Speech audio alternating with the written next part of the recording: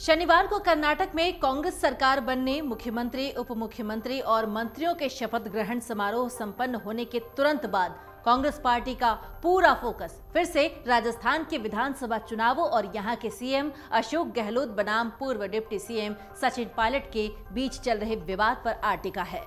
सचिन पायलट की जनसंघर्ष यात्रा जनसभा में 3 मांगे पूरी करने के लिए दिए गए 15 दिन के अल्टीमेटम को लेकर अब फैसला पेंडिंग रखने के भी संकेत मिल रहे हैं। प्रदेश कांग्रेस प्रभारी सुखजिंदर सिंह रंधावा ने शनिवार को पायलट पर तंज कसते हुए ऐसे संकेत भी दे दिए हैं। दरअसल रंधावा एयरपोर्ट पर मीडिया से रूबरू हुए थे और उस दौरान उन्होंने कहा कि कांग्रेस कभी किसी नेता को पार्टी से नहीं निकालना चाहती है।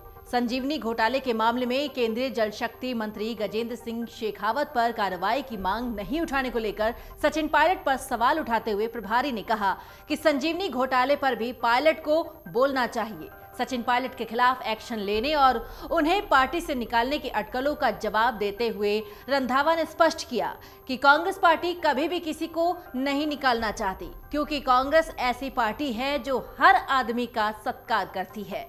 जो पुराने नेता हैं उनको तो पार्टी कभी भी नहीं छोड़ेगी। कांग्रेस को कोई छोड़ गया हो, लेकिन कांग्रेस ने किसी को नहीं छोड़ा है। जो छोड़कर गया उसका जो हाल हुआ वो सब जानते हैं।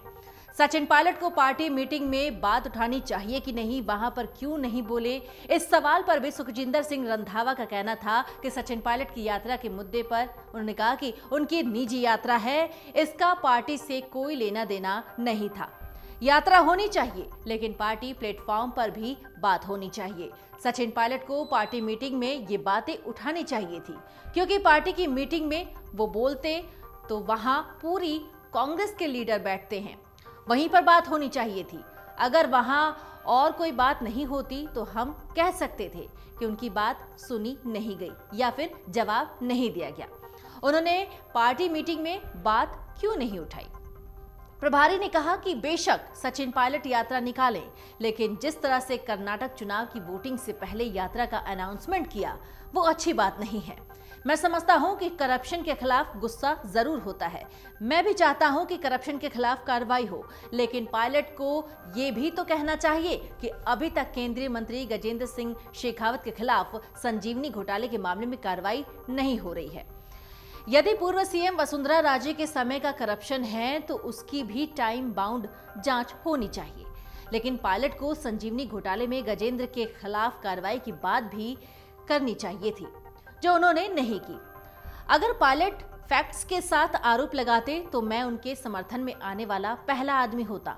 मैं भी इनकी टाइम बाउंड जांच कराने की बात कहता, क्योंकि मैं भी करप्शन के खिलाफ हूं। मैं भी चाहता हूं कि एक्शन होना चाहिए। आपको बता दें कि सचिन पायलट के 3 मांगे नहीं माने जाने पर गांव ढाणी तक आंदोलन के अल्टीमेटम पर रंधावा ने कहा कि अल्टीमेटम पर मुख्यमंत्री अशोक गहलोत जवाब देंगे।